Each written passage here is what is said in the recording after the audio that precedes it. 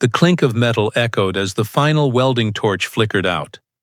In the background, the warehouse buzzed with goodbye handshakes and cardboard boxes. Concrete dust danced in shafts of afternoon sun. James adjusted the strap on his worn-out backpack. The shoulder frayed like the hope he tried to carry every day. "Boss said that's it," the foreman muttered, handing over a small brown envelope. "Nothing personal. Just no more contract," James nodded once.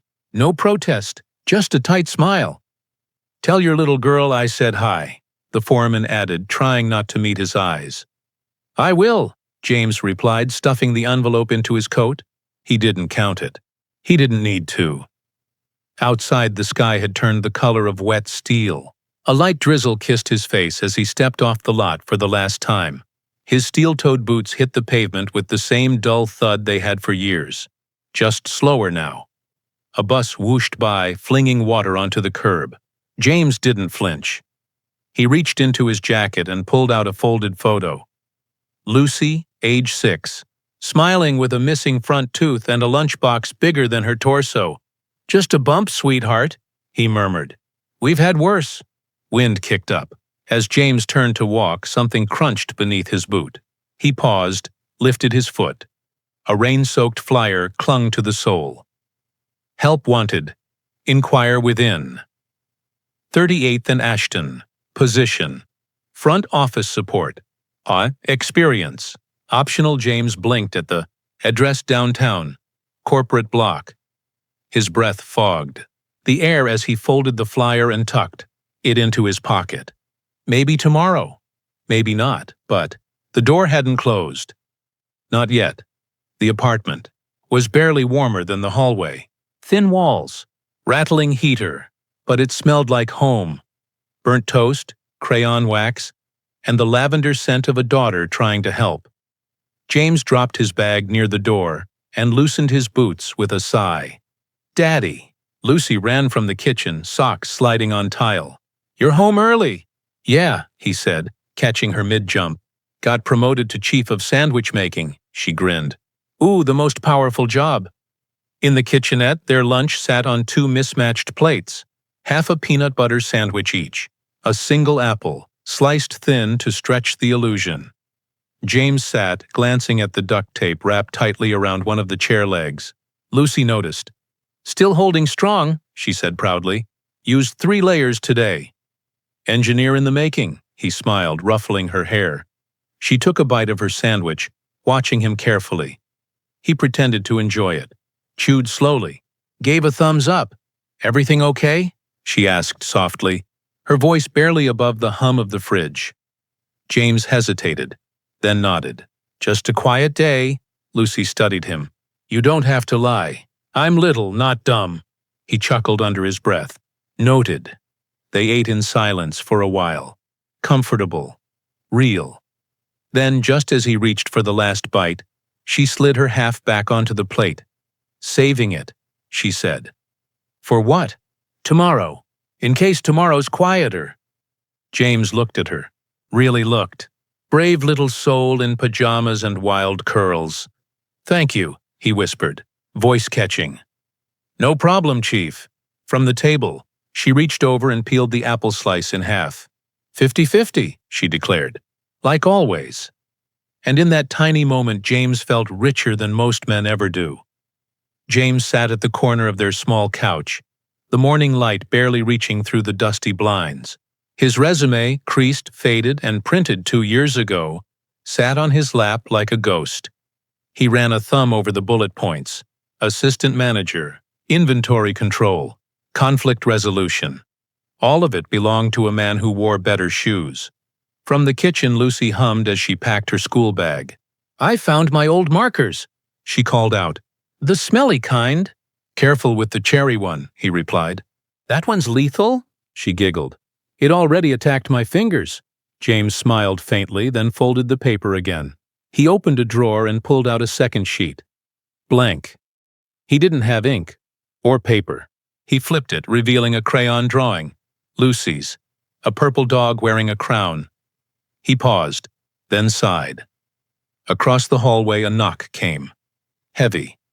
Familiar. Mrs. Green, the landlady, "Still working on the rent, James," she said softly. "I know you're trying." "I'll get it by next week," he said quickly, not meeting her eyes. "I believe you." Her voice lingered. "I just hope someone else will too." After she left, he sat still for a long while. Lucy appeared, backpack on. "Are you gonna go?" she asked. He blinked. "Go where?" She pointed at the wrinkled flyer he'd pinned to the fridge with a chipped magnet. "Downtown," she said. "That office place. You looked at it all night." James stared at it, then at her. "You know that place has elevators?" he said, trying to joke. "Scared?" "Terrified." "Then you really gotta go." He exhaled, stood up slowly, and pulled on his patched jacket. The flyer crackled as he took it off the fridge. "All right," he said. "One more time." The downtown breeze whipped harder than the bus open windows. James stepped off, adjusting the collar of his coat. Tall buildings stretched like judgment. He craned his neck at the polished tower. Blake and Langford, Inc. He stepped through the revolving doors and into cool, perfumed air. The lobby was glass and gold. His boots left damp prints on the marble.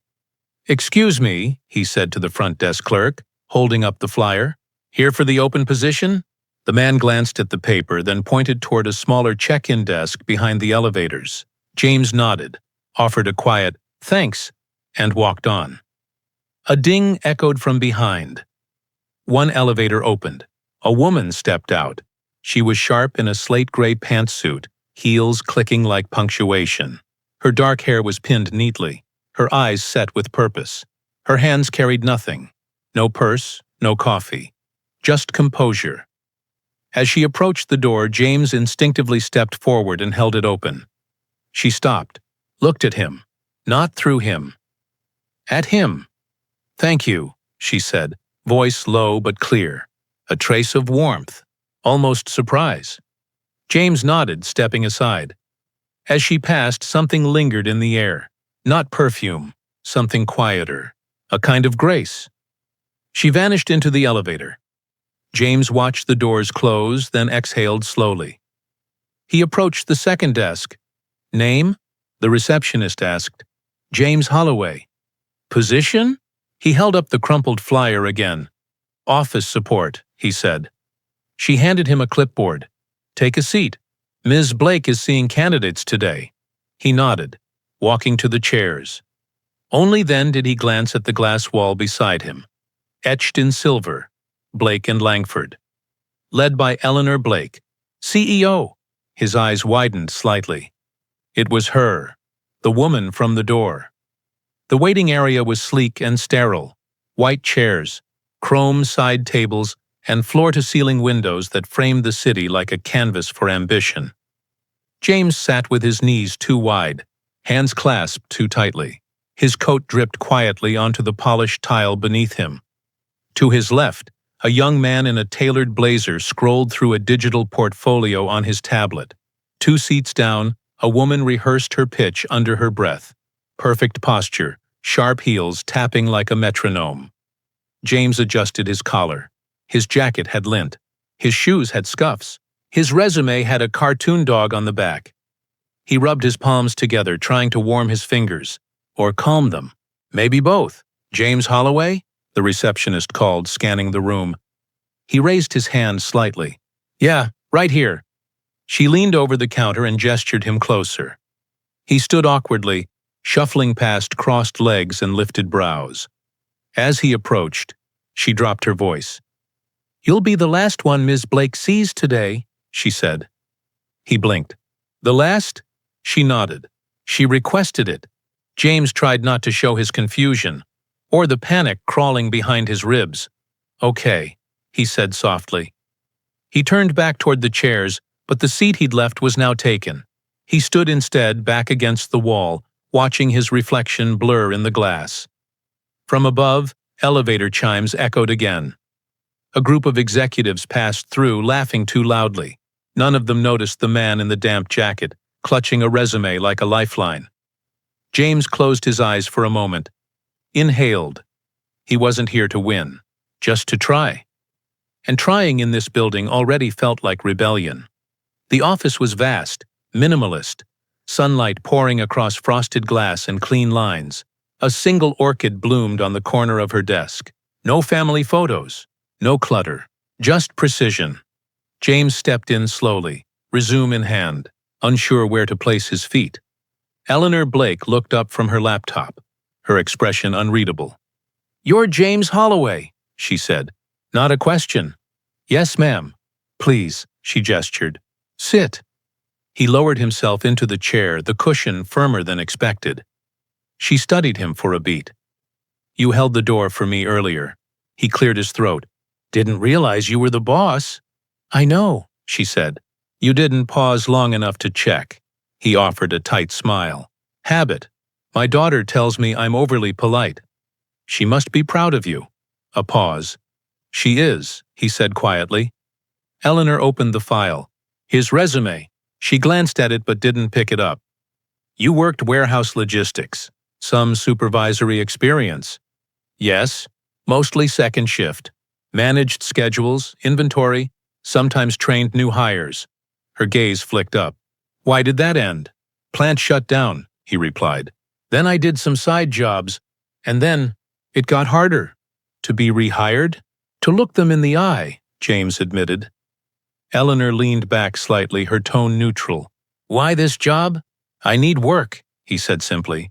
"And I'm not afraid to start small." "Even if small means janitorial work? Errands? Filing?" He nodded. "Anything. I'm good at being useful." She closed the file. Long silence. Then she folded her hands. "Why?" she said, her voice soft but pointed. "Should I hire someone who's been out of work 2 years?" James swallowed, heart racing. And for a moment the room shrank to that question. James stepped out of the glass office like a man ejected from gravity. Quietly, carefully, one foot after the other. The receptionist didn't meet his eyes. The elevator dinged too loud. He held the resume tightly in his hand, the paper now damp at the edges. As the doors closed, he caught one last glimpse of Eleanor Blake, still seated, still unreadable, already speaking to someone else. That's it, he thought. Outside, the sky had turned the color of tin. The breeze bit harder. He pulled his jacket tight, walking aimlessly past coffee carts and business shoes that clicked with purpose. His stomach knotted, not from hunger, but from that familiar whisper, "You're not enough anymore." He stopped at a streetlight, letting the wind slap at his collar. Behind him, a man in Bluetooth earbuds cursed the stock market. Ahead, 2 interns laughed over iced coffees. James just stood there, still, invisible. Then, "Mr. Holloway," a voice behind him. "Light shoes running." He turned. It was the assistant, early 20s, glasses sliding down her nose, holding a file folder to her chest. Ms. Blake." The girl caught her breath. "She wants to see you again." James blinked. "Me?" The girl nodded. She didn't say why. "Just come back upstairs?" James hesitated. "Did I drop something?" She shook her head. "No, I think she changed her mind." He stared up at the tall glass building. "What floor?" "Top." The girl smiled. "She said you wouldn't forget the number." James looked back at the entrance, his resume crumpled in his fist, but he walked, not fast, not slow, just forward. Toward the door he thought had already closed. The elevator rose in silence, humming like a restrained breath. James stared at his reflection in the mirrored walls, creased jacket, weary eyes, calloused hands. He reached into his pocket, straightened the resume best he could. Pointless, maybe, but something about trying still mattered. Ding! The doors opened. Eleanor Blake stood near the window, back to him, watching the skyline like it might answer a question she hadn't voiced aloud. "You came," she said without turning. "I almost didn't," James replied. She turned. No smile, no frown. Just study. "You left before I had a chance to ask something," she said, walking back to her desk. He stepped forward slowly. "You gave me your resume." "Mr. Holloway," she continued, picking it up from her desk. "But you gave me something else too." She turned it over. The back page, a child's drawing in purple crayon. stick figures of a man and a girl, a star over the man's head. The word Daddy scrawled in shaky letters. James swallowed. Sorry, my daughter. She draws on everything. I figured, Eleanor said quietly. A pause stretched between them. She left a crown on your head, she added. Yeah, he said. Says I'm king of peanut butter sandwiches. Eleanor looked up. For the first time there was the hint of something in her eyes, something less polished. I can't offer the office job, she said. It's gone. James nodded once. Prepared. But we are hiring janitorial support, she continued. It's after hours, unseen mostly. He exhaled slowly. That's what we need most right now, she added. If you're still willing. He didn't smile, but something softened in his face. Yeah, James said. Still willing. She held out the file. Then welcome aboard, Mr. Holloway. The building after hours was a different world. Lights dimmed to a warm hum. Desks emptied. City glow spilled in through the windows like lazy fog. The air was quieter, softer, almost respectful. James moved silently from floor to floor, pushing the mop like it was a paintbrush across canvas. Each sweep had rhythm. Each spray of cleaner, a note in a silent song. He didn't rush, didn't complain, didn't slouch. He took care. At first, he barely saw anyone. Maybe a late intern, a yawning IT guy. But most nights, it was just him. Him, the cleaning cart, and the echo of expensive shoes that were long gone. He began to notice things, the chipped tile behind the front desk, the coffee spill no one cleaned in the corner office, the fact that Eleanor Blake's light stayed on long after the others. One night, as he emptied trash bins near her floor, he passed the glass wall of her office. She sat inside, alone, back hunched, hand pressed to her forehead, papers spread like snowdrifts across the table. He didn't stare, just kept moving. Later, in the lobby, he paused beside the grand marble staircase. The acoustics were sharp there, crisp and hollow. He adjusted the grip on his mop, humming softly to himself. A lullaby Lucy loved. A melody his late wife used to hum while brushing Lucy's hair. The sound filled the quiet, not loud, just enough to echo, just enough to live. He didn't know she was listening. Eleanor stood at the top of the stairs, stilled by the sound, one hand on the railing. Her eyes didn't blink. Her breath didn't move. James finished the hallway, turned the corner, and she was gone. The next night, as James polished the glass railing in the mezzanine, he heard her voice behind him, soft, almost cautious. That song you were humming. He turned slowly. Eleanor stood by the balcony, arms crossed but not defensive. More like she was holding something fragile inside. He wiped his hands on a towel. Sorry, didn't mean to disturb anyone.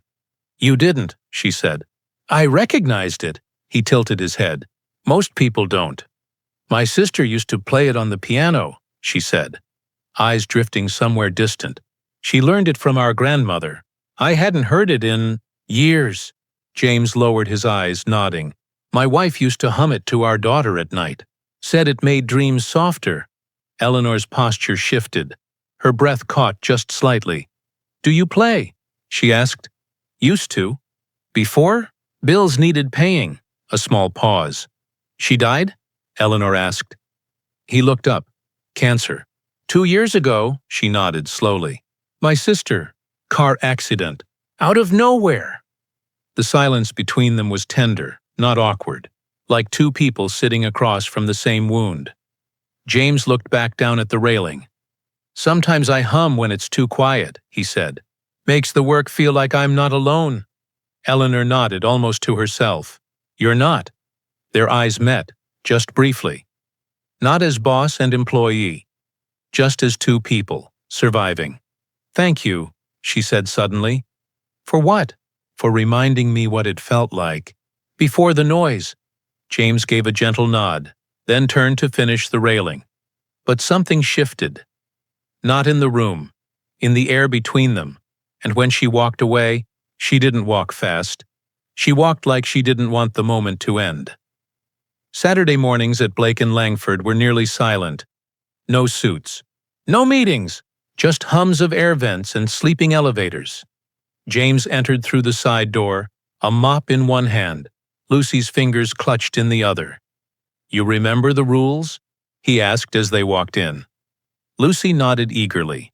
No spinning in chairs, no drawing on desks, and no asking for snacks from the fridge, he smiled.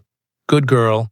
They reached the lobby. She dropped his hand, spinning in slow circles beneath the glass ceiling.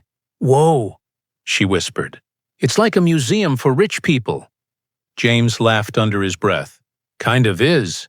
He began wiping down handrails while Lucy wandered nearby, eyes wide with wonder. She stopped at a large glass wall next to the conference room and pressed her fingers to the surface. Then, with a crayon from her pocket, she traced the outline of her reflection. Careful. Focused. Eleanor Blake stepped off the elevator. Surprised to see someone on a Saturday, her heels slowed as she approached. "Art in the workplace?" she asked gently. Lucy turned. "Hi, I'm Lucy. My daddy works here. He said I could draw but only on washable glass." Eleanor blinked, then nodded, her expression softening.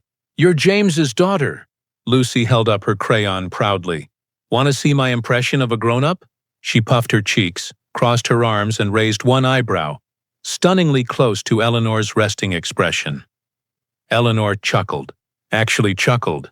"You nailed it." When it was time to leave, Lucy hugged her dad tight, then turned to Eleanor. "You're pretty," she said simply. "Like a boss fairy." Eleanor knelt slightly. "That's the best compliment I've had in years." Lucy grinned. "You should smile more. It suits your face." Monday. The building was fully awake. Heels clicking, ties swinging, voices echoing off glass walls. James rolled his cart down the hallway outside the executive suite, careful not to bump the walls. He pressed the button for the service elevator and waited, mop in hand, head slightly down. Around him, assistants hurried. Phones buzzed. No one looked twice, until one did. Mr. Calhoun, Senior Vice President of Marketing. Hair like polished silver. Smile like a paper cut. "What are you doing here?" Calhoun snapped. James looked up, startled. "Just waiting on the service lift, sir. Floor needs buffing." "This isn't the janitor's entrance. This is the executive wing," James nodded.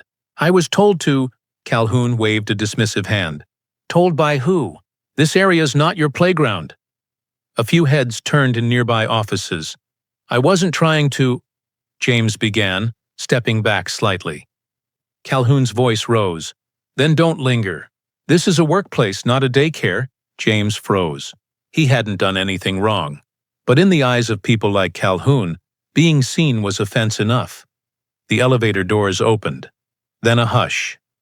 Eleanor. Blake stepped out. Everything stopped. Her eyes met James's, then Calhoun's. She said nothing, did nothing, just walked past, calm and composed, heels clicking once. Twice. Gone. James's breath caught. For a second he thought, maybe hoped, she'd speak. Defend. Instead, silence. Calhoun adjusted his tie, smug. James gathered his things quietly, heart sinking like a stone in wet cement. No words had been said, but something had changed. Not out loud, just underneath. He stepped onto the service lift and rode down alone, not angry, not defeated, just smaller. The cleaning closet was tucked behind the stairwell, barely wide enough for a cart and a coat hook. James sat on an overturned supply bin, rubbing his temples, the fluorescent light buzzing overhead. He needed 5 minutes, just 5. In the corner sat a stack of unopened mail addressed to building services. He picked one up out of habit, thumbing it open with a tired sigh. It was a memo. Simple. Clinical. Temporary contract renewals will be re-evaluated at month's end. Budget restructuring may affect short-term hires. James stared at the words, then read them again. And again. He folded the letter slowly, like it might shatter if bent wrong, and slipped it into his pocket. Outside the closet, voices passed, laughing, confident, important. He sat still, unseen again. That night, back in the apartment, Lucy curled beside him on the couch in her mismatched pajamas, head on his chest, fingers idly tracing shapes on his sleeve. "You okay, Daddy?" she asked softly. "Just tired." "You didn't eat much tonight." "Not hungry." She was quiet for a long time. Then, "Do you ever wish Mama never died?" James closed his eyes. He didn't flinch. He didn't speak. Not right away. Instead, he ran a hand gently through her hair. "All the time," he said. She looked up at him. "But then, I wouldn't have learned how strong you are," she whispered. He bit the inside of his cheek, hard, then kissed the top of her head. "Your mama would have loved you so much," he said. Lucy smiled. "Sleepy, she already does," she mumbled. "I feel it." James turned off the lamp, and in the dark, the cleaning closet letter pressed against his chest like a ticking clock. It was nearly midnight. The building was silent, save for the soft whir of the janitor cart and the occasional hum of security lights overhead. James paused in the marble lobby, mop in hand, staring at the baby grand piano tucked in the corner near the wall of windows. It always sat untouched. Decorative, expensive, soulless. Until now. He looked around, empty, alone. Then slowly, like stepping into an old memory, he walked toward it. He sat down. The bench creaked under his weight. His fingers hovered over the keys, then landed softly. A single note. Then another. He played slow, uncertain, like the melody was buried in dust and grief. Then it found him. The same lullaby. The one his wife used to hum. The one Lucy sang off-key during bath time. His hands moved more freely now, calloused fingers finding their place like they had never forgotten. Each note echoed in the marble hall, soft and tender, wrapping around columns, and glass like something sacred. He didn't hear the elevator, open, didn't hear the footsteps on the marble. Until, that song, again, a voice said behind him. James turned. Eleanor stood at the edge of the hallway. Not cold, not guarded, just quiet. "I'm sorry," James said quickly, standing. "I didn't mean to." "You shouldn't stop," she said, stepping closer. He looked at her, confused. "It's not part of the job," he said. "No," she agreed, "but maybe it should be part of you." A pause.